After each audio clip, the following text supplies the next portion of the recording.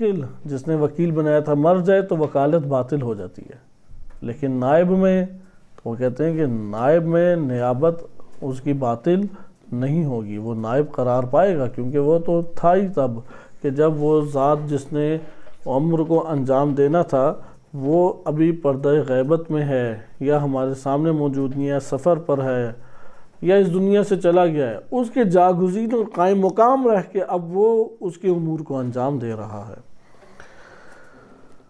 لہذا ہمارے پاس یہ بات آئی کہ نیابت بے منزلہ فاعل ہے اور وکالت بے منزلہ فعل ہے، بے منزلہ فعل ہے، نیابت بے منزلہ فاعل ہے۔ وکالت اور ولایت میں کیا فرق ہے؟ وکالت کا معنی تو آپ کو سمجھ آ گیا، موکل کسی عمل میں کسی کو وکیل قرار دے گا، اور وکالت موکل کی موت کے ساتھ ہی باطل بھی ہو جاتی ہے، اس لیے وکیل بناتے ہیں، مراجع اعظام اپنے وکیل بناتے ہیں، وکیل مطلق ہے یا یہ وکیل بعض جزئی امور کا وکیل ہے، مختلف قسم کے وکیل ہوتے ہیں۔ تو جیسے ہی مرج تقلید کی وفات ہوتی ہے یہ ساری وکالتیں کیا ہو جاتی ہیں؟ باطل ہو جاتی ہیں، پھر وہ وکیل قرار نہیں ہوتا۔ وعلیکم السلام۔ وہ وکیل قرار نہیں پاتا۔ یہاں پہ یہ بات ذکر کرتے ہیں کہ جہاں تک ولایت کی بات ہے تو ولایت اس طریقے سے نہیں ہے، کیونکہ ولایت میں نسب ہے، نسب اس طور پہ کہ امام معصوم بعض امور کے اوپر بعض کو ولایت دے کے منسوب قرار دیتے ہیں کہ وہ مثال کے طور پہ ان امور کو انجام دے سکے۔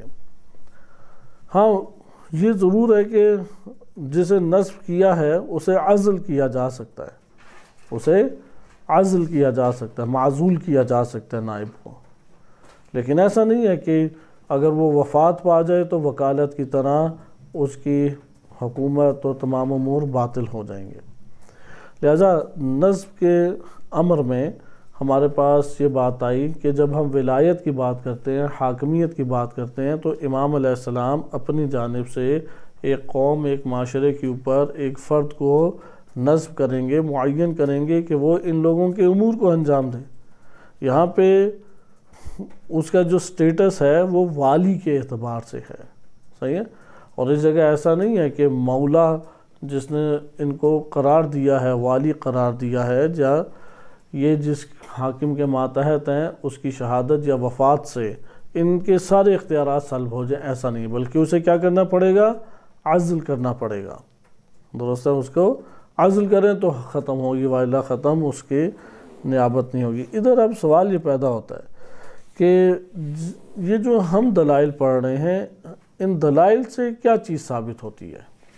ان دلائل سے جو ہم پڑھ رہے ہیں آیا اسے وکالت ثابت ہوتی ہے، نیابت ثابت ہوتی ہے، یا والی کے طور پہ منصوب ہونا ثابت ہوتا ہے؟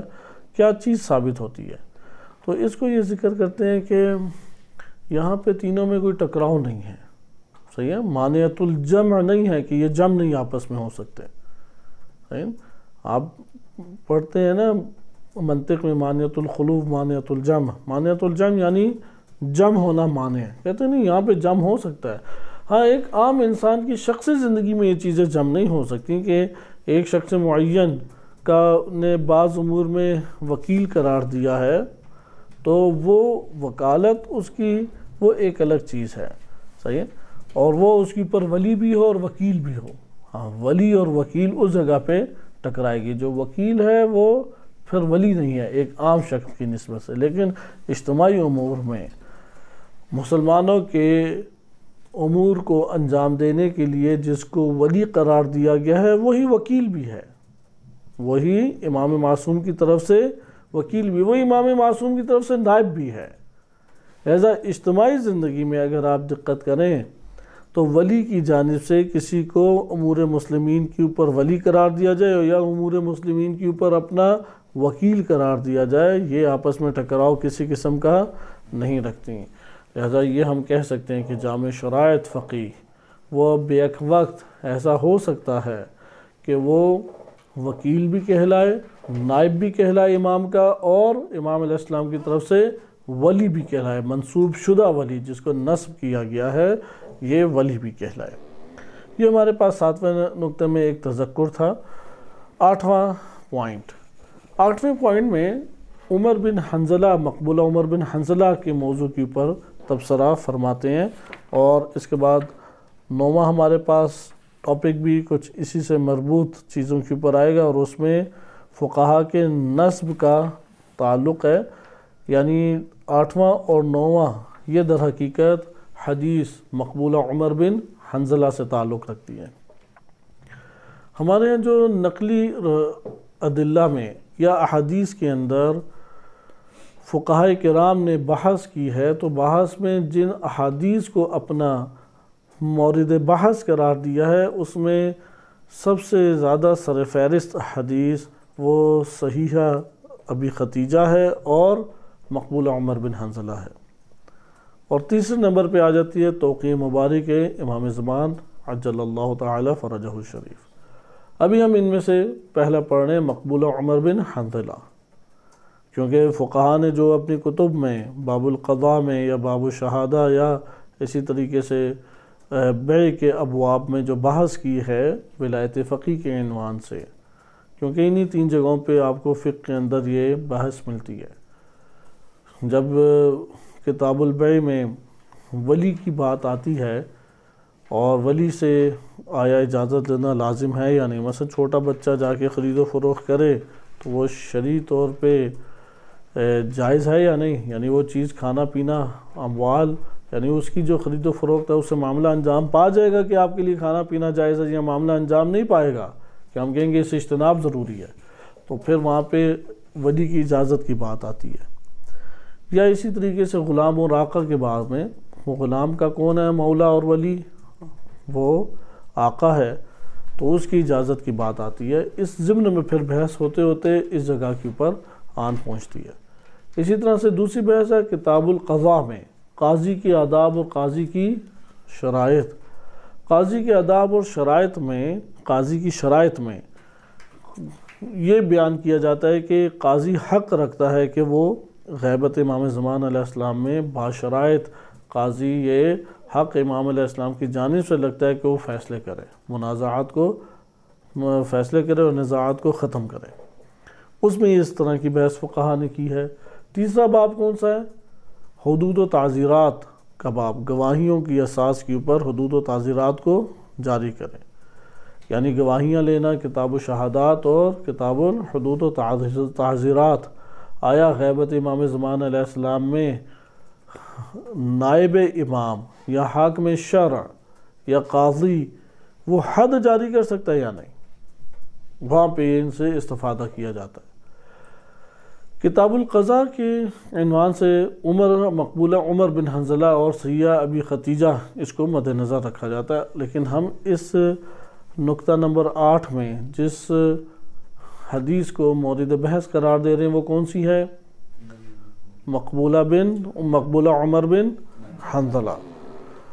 لہذا یہ آغاز میں ذکر کرتے ہیں کہ قرآن کی جس طرح بعض آیات دیگر بعض آیات کی تفسیر کرتی ہیں، قرآن ہی کی آیات بعض دیگر آیات کی تفسیر کرتی ہیں، اسی طرح احادیث میں بھی بعض احادیث معنی کے اعتبار سے بعض دیگر احادیث کی تفسیر اور تشریح کرتی ہیں۔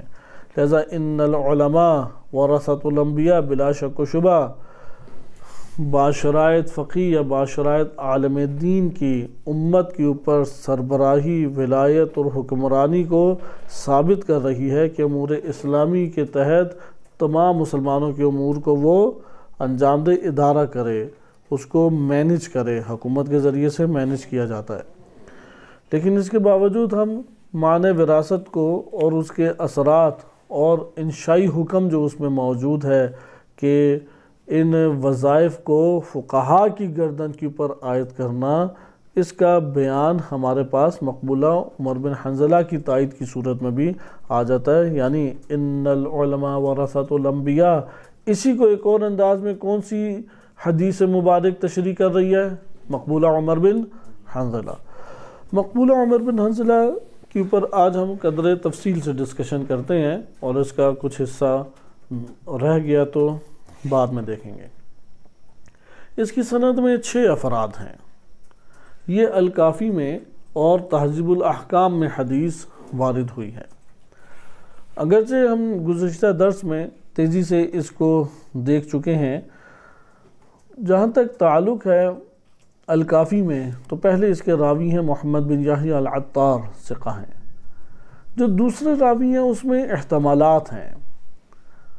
بعض کہتے ہیں کہ محمد بن حسن صفار ہیں، یہ جو دارالحدیث کا نسخہ ہے، کیونکہ اس وقت عالم تشیع میں الکافی کے 2 ہی نسخے رائج ہیں، ایک دارالاسلامیہ کا نسخہ ہے قدیمی، اور ایک دارالحدیث کا نسخہ ہے جو ادھر کے ادارے، ایران کے ادارے دارالحدیث سے چھپا۔ اس کے ضمن میں دارالحدیث سے جو نسخہ چھپا ہے اس میں انہوں نے یہ ذکر کیا اختلاف، بعض اسانید میں محمد بن حسن لکھا ہوا ہے اور بعض الکافی کی اسانید میں محمد بن حسین لکھا ہوا ہے، تو انہوں نے ذکر کیا یہ محمد بن حسین نہیں بلکہ محمد بن حسن ہے۔ اگر ہم محمد بن حسن لے لیں تو کون سے محمد بن حسن؟ تو ادھر ذکر کرتے ہیں محمد بن حسن صفار، بلا شک و شبہ امامی اور جلیل القدر ثقہ شخصیت ہیں۔ تیسرے راوی ہیں اس جگہ محمد بن عیسیٰ، اتفاق ہے کہ ادھر محمد بن عیسیٰ بن عبید ہیں جو ثقہ ہیں، رجال نجاشی اور توسی سبنی نے ثقہ لکھا ہے۔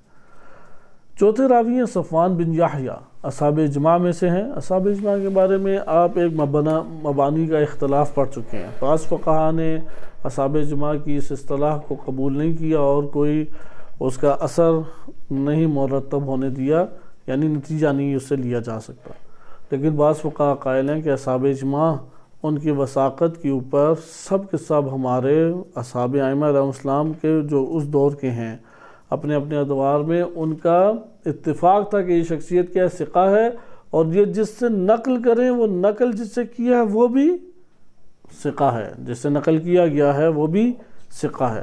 تو اس طور پہ یہ بات آتی ہے کہ صفوان بن یحییٰ وہ نقل کرتے ہیں داؤد بن حسین سے۔ داؤد بن حسین انہیں ثقہ کہا گیا لیکن واقفی ہیں۔ داؤد بن حسین کیا ہیں؟ ثقہ ہیں لیکن واقفی ہیں۔ اس کے بعد آ جاتے ہیں عمر بن حنظلہ۔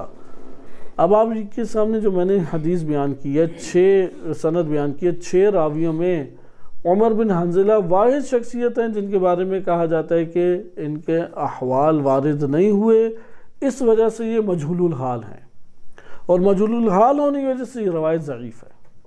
درست؟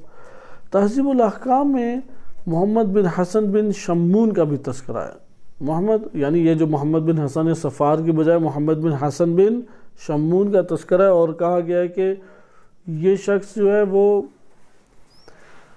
فاسد المذہب بھی تھا اور ضعیف بھی تھا۔ رجال میں ہمارے علماء رجال نے لکھا ہے، لیکن وہاں پاس الکافی کی روایت ہے اور اس سے جبران ہو جاتا ہے، اور وہاں پہ محمد بن حسن صفار ہی مراد ہیں۔ بعض تہذیب الاحکام میں ایک جگہ پہ محمد بن حسن بن شمون اس کا بھی تذکرہ نہیں ہے، اور ڈائریکٹ وہ حدیث نقل کی گئی ہے محمد بن عیسیٰ بن عبید سے۔ یہ تو ہمارے پاس سند کا بیان آ گیا۔ سند کے بیان میں اشکال کس کے اوپر آ رہا ہے؟ وہ ایک محمد بن حسن والا مسئلہ ہے، لیکن جیسے عرض کیا کہ صحیح یہ ہے کہ وہ محمد بن حسن صفار ہیں۔ اگر ہم اس سب کو مان لیں تو کہاں پہ اعتراض آتا ہے؟ عمر بن حنظلہ پہ۔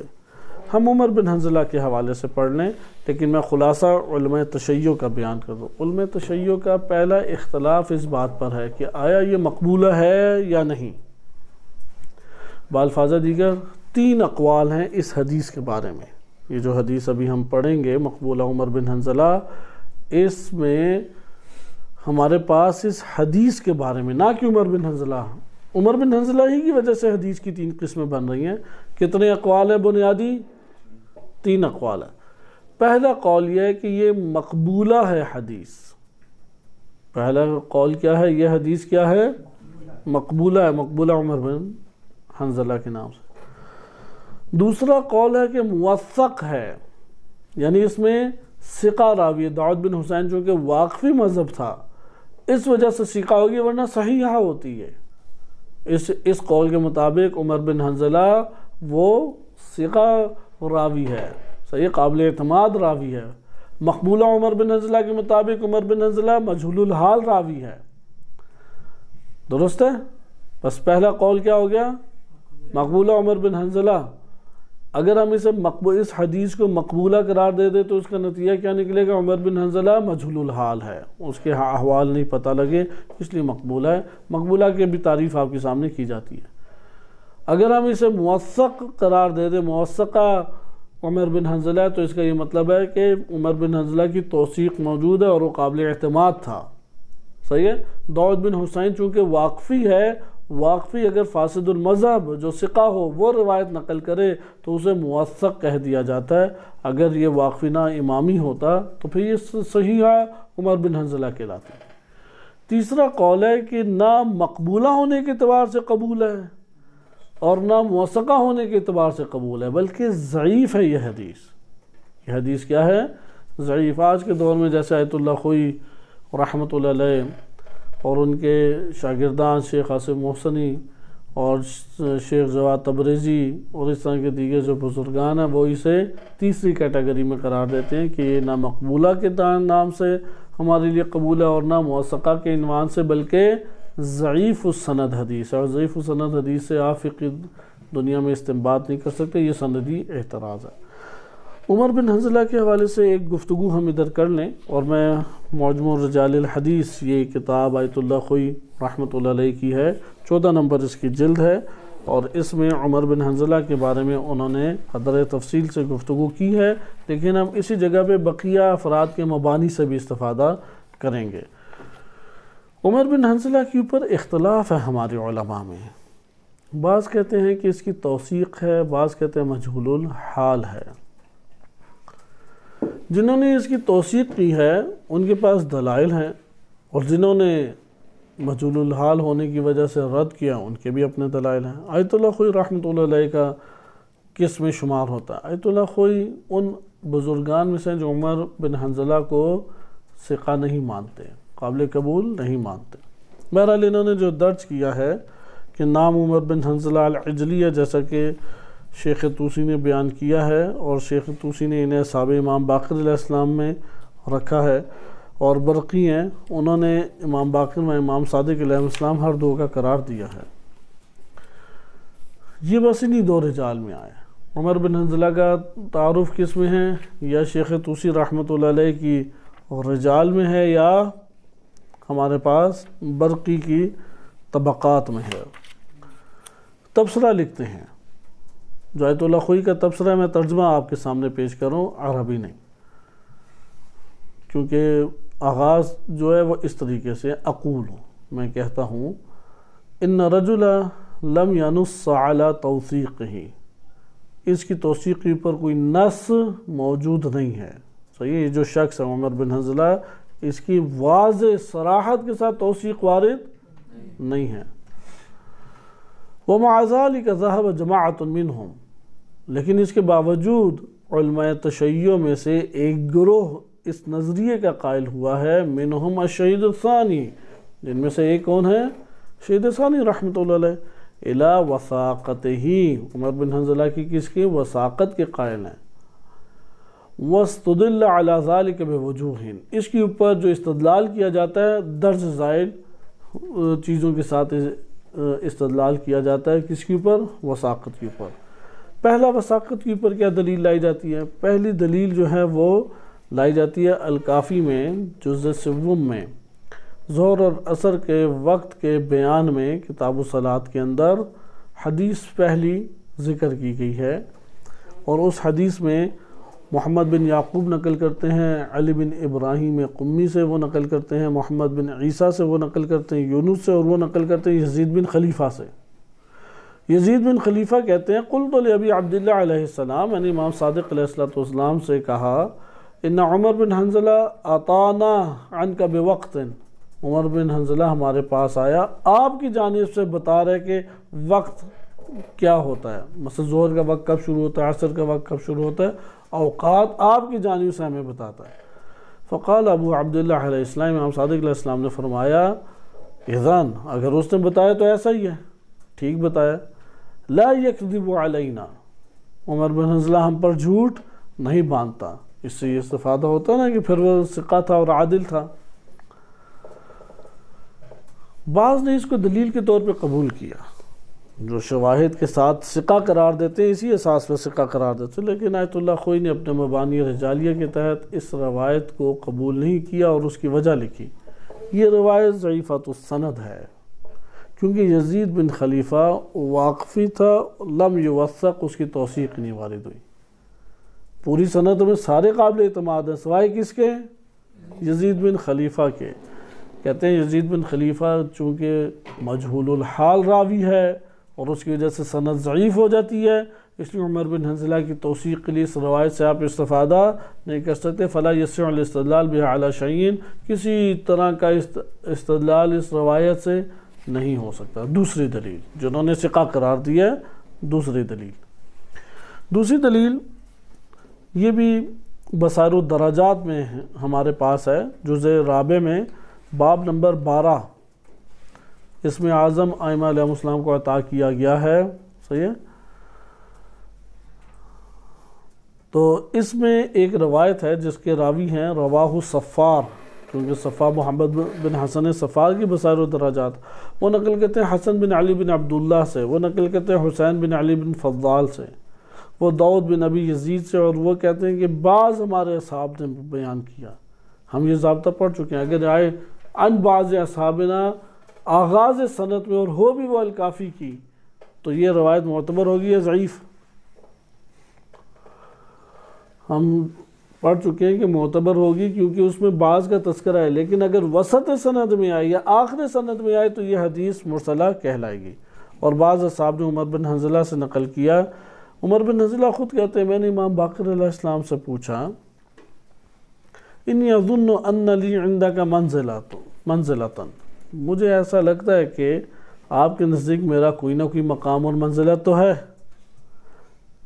قال امام باقر علیہ السلام نے فرمایا اجل، کیوں نہیں، آپ کی مقام اور منزلت ہماری نظر میں ہے۔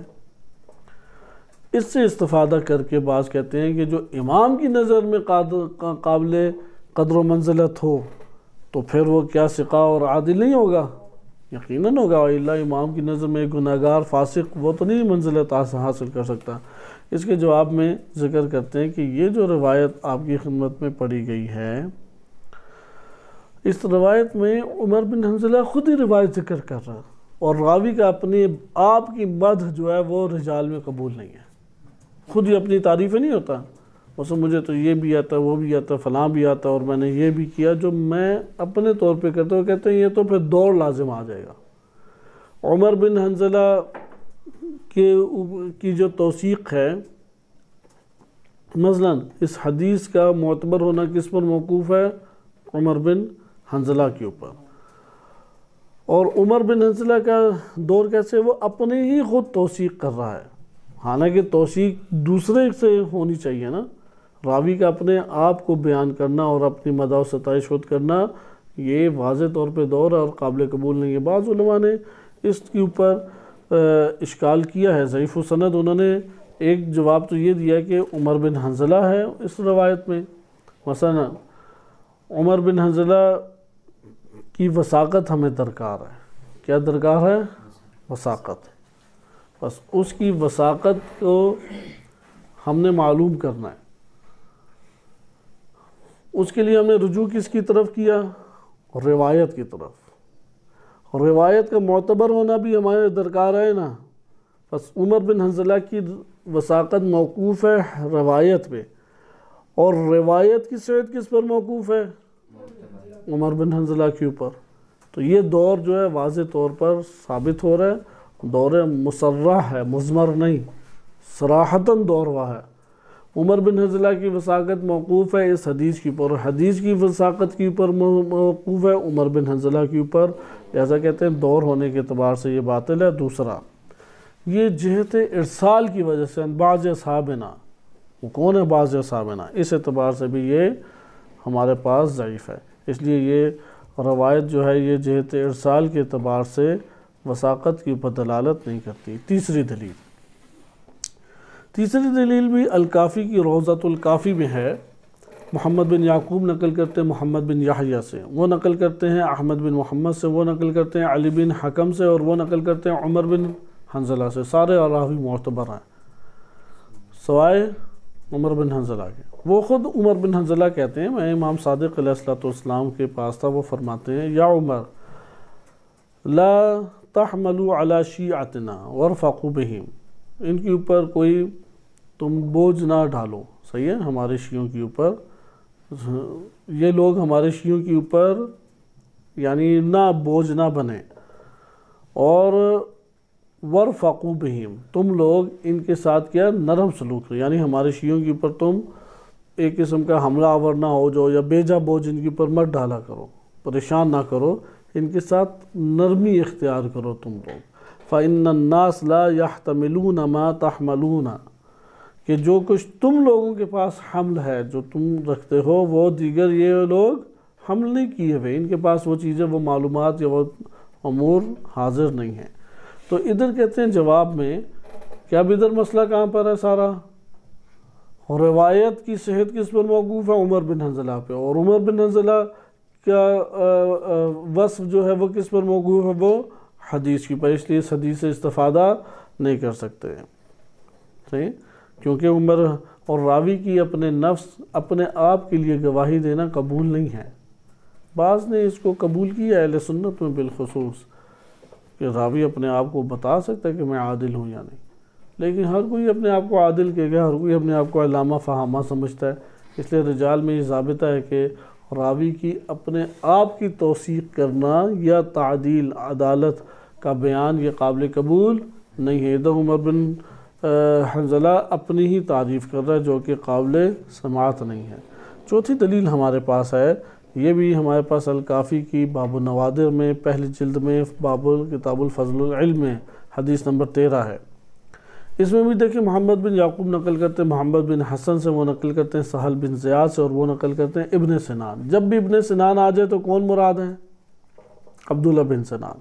وہ نقل کرتے ہیں محمد بن مروان عجلی سے، اور وہ علی بن حنظلہ سے، صحیح۔ علی بن حنظلہ اصل میں ظاہراً عمر بن حنظلہ تھا، لکھا علی بن حنظلہ گیا، اسے کہہ سکتے ہیں تصحیف ایک نو ہوئی۔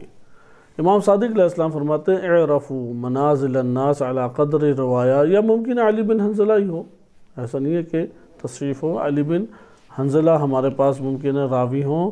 آپ یہ دیکھیں علی بن حنظلہ راوی یقیناً ہوں گے، اسے دیکھنا چاہیے، عمر بن حنظلہ نہیں ہے، یہ علی بن حنظلہ ہی ہے۔ علی بن حنظلہ کہتے ہیں میں نے امام صادق علیہ السلام سے یہ سنا کہ لوگوں کی منازل کو پہچانو علی قدر روایاتہم عنا، کہ انہوں نے ہم سے کتنی احادیث کو لیا ہے، جتنی زیادہ ہم سے حدیثیں لی ہیں اتنی اس کی منزلت بلند ہے۔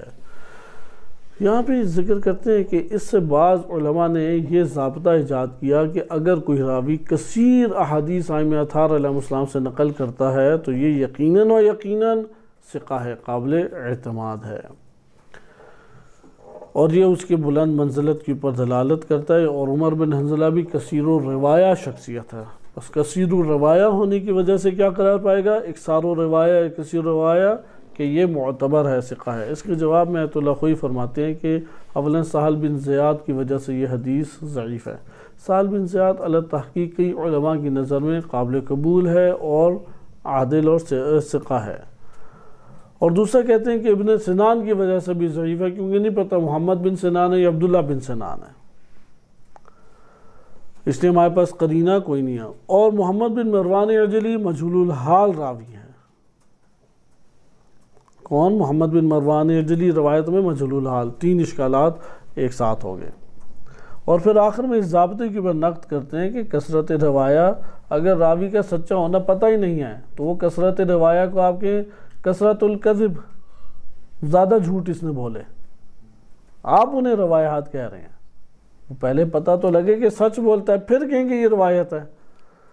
ادھر تو پتہ ہی نہیں ہے کہ یہ جو بول رہا ہے یہ روایت ہے، یہ خود کہہ رہا ہے روایت ہے، تو روایت تو تب کہلائے گی نا اس کا سچا ہونا ثابت ہو۔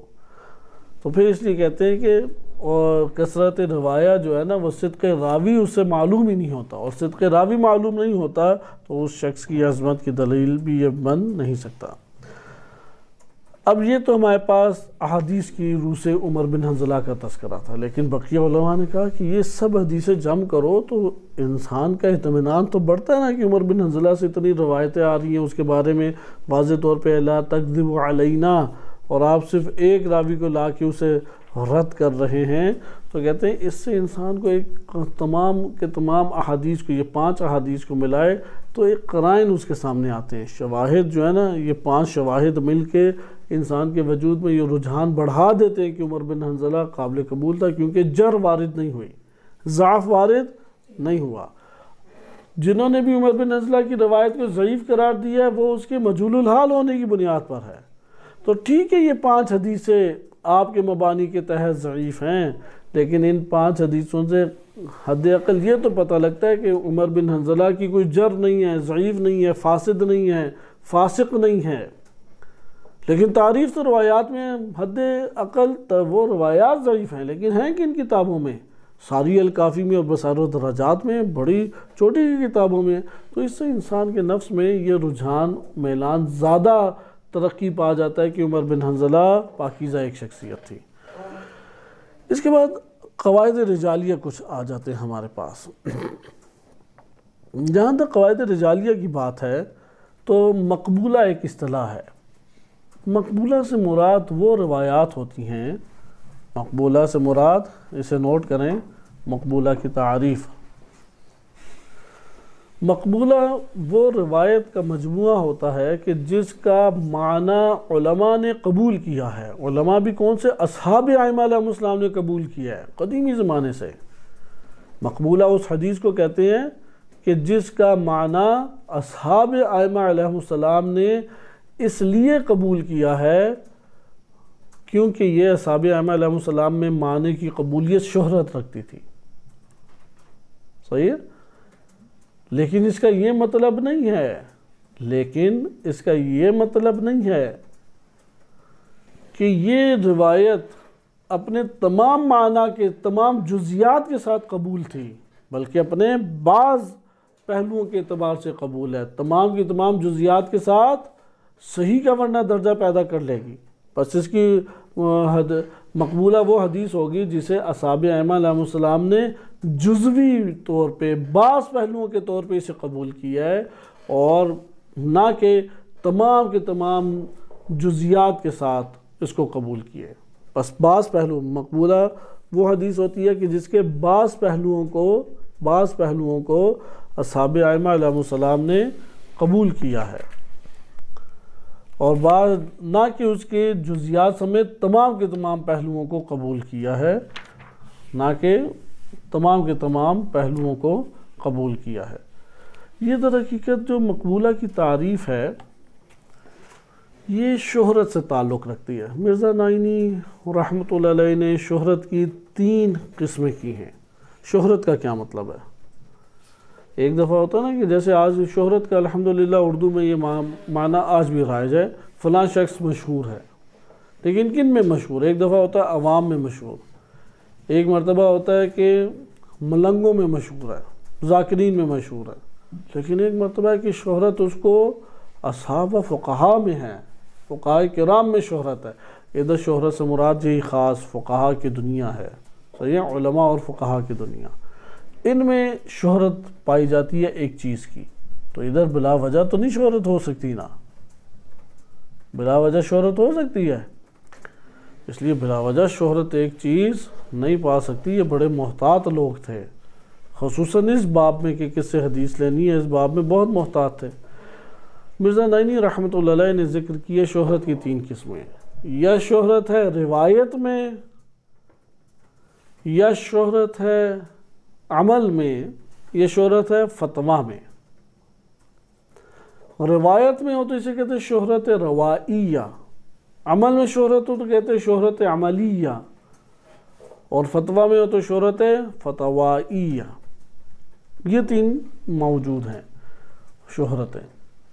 ان میں سے یہ کون سی بن رہی ہے؟ مقبولہ شہرت روائی ہے، مقبولہ شہرت روائی۔ شہرت روائی سے مراد یہ ہے ایک روایت کا اصحاب ائمہ علیہ السلام میں شہرت پانا، اصحاب ائمہ علیہ السلام میں شہرت پانا کہ اس معنی کو بیان کرنے والے راوی کثیر ہیں، یہ شہرت ہو جانا کہ یہ کثیر راویوں نے ائمہ علیہ السلام سے نقل کیا ہے، وَإِلَّا تو وہ نہیں معروف ہو سکتی تھی نا۔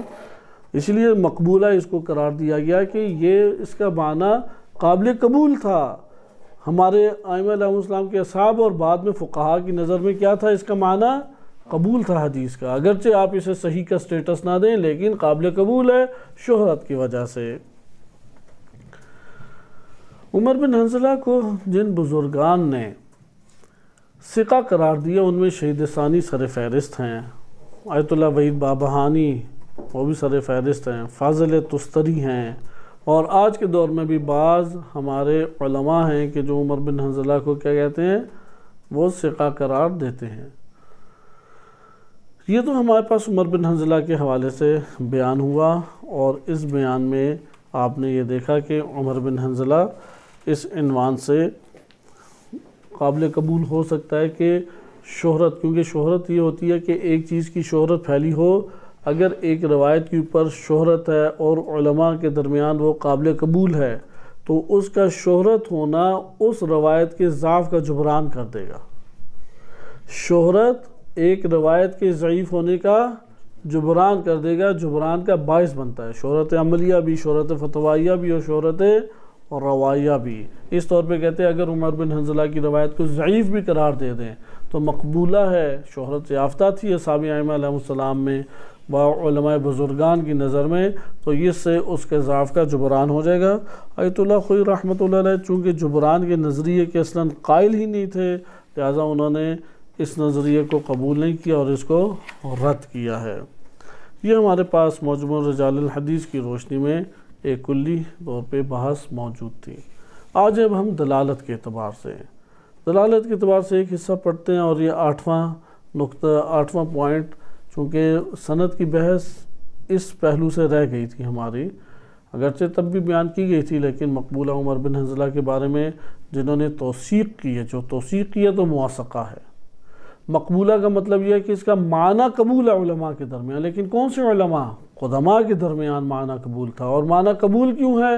کیونکہ ان کی نظر میں اس معنی کو بیان کرنے والے راوی کثیر ہیں، اور اگر کوئی اس درجے کی حدیث ہو تو علماء میں یہ قاعدہ قدماء میں معروف تھا کہ اگر ایک روایت کی سند ضعیف ہے لیکن اس روایت کے ذکر کرنے والے کثیر راوی ہیں، یا اس کے مضمون کے اوپر، متن کے اوپر عمل کرنے والے بزرگان اصحاب ہیں، تو یہ جو شہرت فتوائیہ یا فتویٰ انہوں نے دیا، فتوائیہ، شہرت روائیہ اور شہرت عملیہ، اس شہرت کی اساس پہ اس کے ضعف کا جبران ہو جاتا ہے۔ آیت اللہ خوئی اس قاعدے کے قائل ہی نہیں تھے۔ آیت اللہ صافی مازندرانی حافظہ اللہ تعالی وہ اس نظریے کے قائل ہیں کہ جبران ہو جاتا ہے۔ کئی ہمارے علماء آج بھی قائل ہیں کہ جبران اس کے ذریعے سے ہو جاتا ہے، اس لیے ظاہراً آیت اللہ شباری زنجانی اس کو قبول کرتے ہیں، عمر بن حنظلہ کو ثقہ قرار دیتے ہیں، شہید ثانی ثقہ قرار دیتے تھے، آیت اللہ وحید بابہانی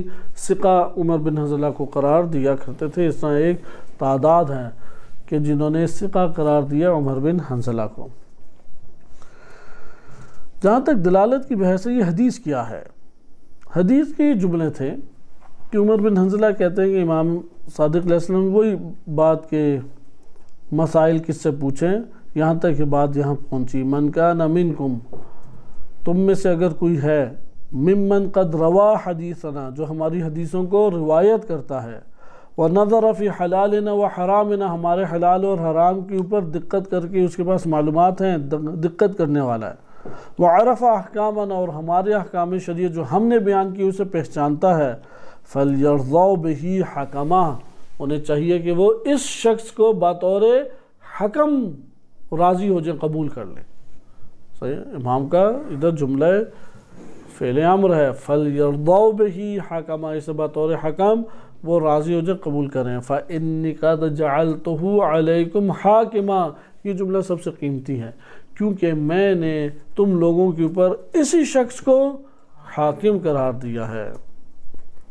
فَإِذَا حَكَمَ بِحُكْمِنَا فَلَمْ يَقْبَلْهُ مِنْهُ، جب یہ ہمارے حکم کے ذریعے سے احکام شریعت کو بیان کرے اور کوئی شخص اس سے اس حکم کو قبول نہ کرے، فَإِنَّمَا اسْتَخَفَّ بِحُكْمِ اللَّهِ، اس نے اللہ کے حکم کو حقیر اور خفیف جانا، وعلینا ردا، اور ہمیں رد کیا ہے اس نے، والراد علینا الراد علی اللہ، اور جس نے ہمیں رد کیا اس نے اللہ کو پھر رد کیا ہے، وہو علی حد شرک باللہ، اور اللہ کو رد کرنا شرک باللہ کے دائرے میں انسان کو داخل کر دیتا ہے۔ اس روایت میں چند نکات ہیں، میں صرف پہلا نکتہ بیان کر کے اپنی گفتگو ختم کرتا ہوں اور بقیہ اگلے درس میں۔ حدیث میں ہے کہ من کان منکم ممن قد روا حدیثنا ونظر فی حلالنا وحرامنا وعرف احکامنا، یہ پہلا حصہ ہے کہ وہ شخص ہماری حدیثوں کو بھی جانتا ہے اور ہماری حدیثوں میں حلال حرام کو بھی پہچان رکھتا ہے حدیثوں کی برکت سے، اور احادیث کی برکت سے ہمارے احکام جو ہم نے شریعت کے احکام ذکر کیے انہیں بھی جانتا ہے۔ اس جگہ پہ صاحب نظر ایسا ہو تو آج کے دور میں صاحب نظر کو کیا کہا جاتا ہے؟ فقیہ بزرگوار کہا جاتا ہے، جو روایت سے حلال حرام کو لے لے، جو روایات اہل بیت علیہ السلام سے احکام شریعہ کو لے لے، اسے کیا کہتے ہیں؟ مجتہد کہتے ہیں نا آج کے دور میں، صاحب شرائط عالم دین اسے کہتے ہیں، اور یہ وہ وارث پیغمبر صلی اللہ علیہ وسلم ہے اسی باب سے۔ دوسری چیز یہاں پہ کلمہ دیکھیں، فَلْيَرْضَوْا بِهِ حَكَمًا فَإِنِّي قَدْ جَعَلْتُهُ عَلَيْكُمْ حَاكِمًا، کہ اسے تم لوگ اپنے درمیان حکم قرار دو، حاکم قرار دو، اور میں نے تم لوگوں کے اوپر اس کو کیا قرار دیا ہے؟ حاکم۔ یہاں پہ زبان جعل کی ہے یا صرف خبر دینا ہے؟ واضح طور پہ انشاء کر رہے ہیں کہ یہ تمہارے اوپر منصوب ہے۔ سارا سوال یہاں پہ پیدا ہوتا ہے، کلمہ حکم اور حاکم سے کیا مراد ہے؟ وہ افراد جو ولایت فقیہ کے مطلقہ ہونے کے قائل نہیں ہیں فقہا، عمر بن حنظلہ کے اوپر اگر راضی بھی ہو جائے قابل قبول ہے، تو پھر آگے یہ بات بیان کرتے ہیں کہ ادھر حکم اور حاکم سے مراد فقط و فقط قاضی ہے، اس لیے کتاب القضاء میں اسے ذکر کیا جاتا ہے، شرائط قاضی ہے کہ فقط و فقط کون ہے مراد؟ قاضی ہے۔ لیکن ان کے مقابلے میں دیگر علماء کہتے ہیں کہ آپ نے یہ قاضی کا معنی کہاں سے لیا؟ وہ جواب دیتے ہیں آپ نے آغاز حدیث نہیں پڑھی، ہم پہلے یہ تفصیلی حدیث پڑھ چکے ہیں، ادھر دو بندوں کے جھگڑے کا تذکرہ ہے، اور جھگڑے کا تذکرہ کرتے کرتے یہ والی بات کی جا رہی ہے، تو قرینہ ہمیں بتا رہا ہے کہ قاضی امام مراد لینے ہیں۔ تو ادھر پھر مخالف جو اس بات کے ہیں وہ یہ کہتے ہیں کہ آپ نے یہ نہیں دیکھا کہ یہاں پہ وَقَدْ جَعَلْتُهُ عَلَيْكُمْ حَاكِمًا، اس تعبیر کے اندر اگر آپ دقت کریں، اور اس سے پہلے کہ فَلْيَرْضَوْا بِهِ حَكَمًا، ادھر اطلاق پایا جاتا ہے یا نہیں؟ ادھر گویا کہ آپ بالفاظ دیگر آیت اللہ ناصر مکارم شیرازی حافظہ اللہ تعالیٰ اور دیگر بزرگان سب نے یہ تحقیقات اپنی اس حدیث کے ضمن میں لکھی ہیں فقہ کی کتابوں میں۔ حد عقل تین احتمال پائے جاتے ہیں۔ پہلا ہے کہ حاکم بمعنی والی، حکمران، حاکم بمعنی حکمران، والی۔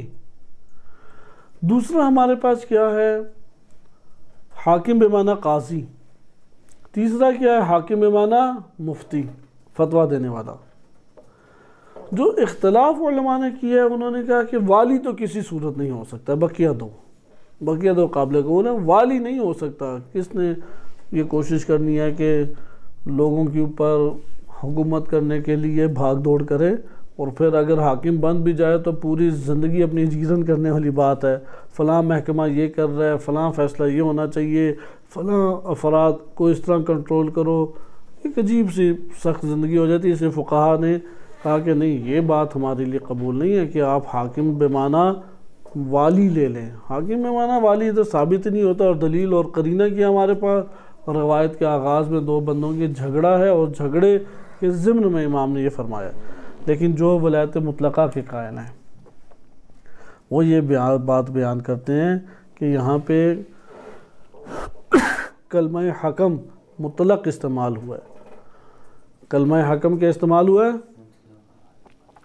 کوئی قید امام نے ذکر نہیں کی، کہہ سکتے تھے حکماً فی القضاء، حکماً فی الفتاوی یا فتویٰ، یا حکماً فی الولایہ، جب مطلق استعمال ہوا ہے تو ادھر حکم سے مراد تینوں ہی لیں گے آپ. کیا لیں گے؟ چونکہ قید نہیں لگائی نا امام نے.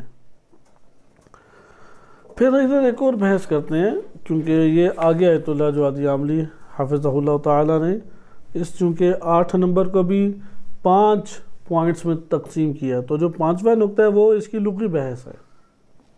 ادھر ہی کلمہ حکم کی لغوی بحث پڑھیں گے کہ حکم کا مطلب ہوتا ہے من کرنا، لیکن ادھر پڑھیں گے، ادھر نہیں. یہ دوسرا نقطہ انہوں نے ذکر کیا.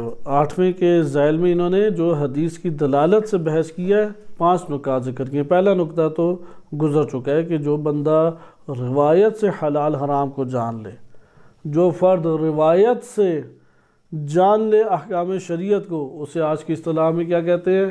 فقیہ با شرائط، اسے کہتے ہیں مجتہد. دوسرا نقطہ کیا ہے؟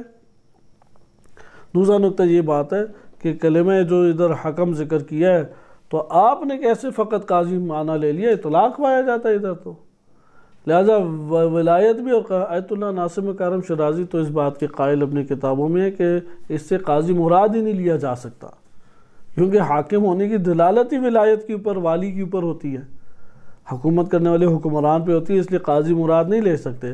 لیکن آیت اللہ جوادی عاملی وہ اطلاق سے استفادہ کرتے ہوئے قائل ہے کہ قاضی اور والی حکمران ہر دو معنی کا استفادہ کیا جائے گا، اطلاق سے استفادہ کریں گے. لہٰذا یہاں پہ دلیل کیا ہے؟ آیت اللہ جوادی عاملے سے پوچھیں آپ نے کیسے یہ والا معنی لے لیا کہ حاکم بھی مراد ہے اور قاضی بھی مراد ہے ایک ہی لفظ سے؟